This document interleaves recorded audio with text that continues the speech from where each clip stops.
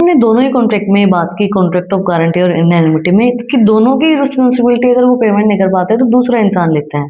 तो contract of, इनमें difference क्या होगा? कॉन्ट्रैक्ट ऑफ इनएनिमिटी जो होता है उसके अंदर दो ही पार्टीज होती हैं, जिनका नाम होता है एक इंडेनिफायर, एक इनएनिमिटी होल्डर जिसने होल्ड की है। कॉन्ट्रैक्ट ऑफ गारंटी में तीन पार्टीज होती हैं, एक नेमली जिसका प्रिंसिपल डेटर, एक क्रेडिटर और एक जिसने सिक्योरिटी दी, जिसने गारंटी दी है कि अगर कुछ भी होता है तो पेमेंट मैं करूंगा। तो कॉन्ट्रैक्ट ऑफ गारंटी में तीन पर्सन होते हैं।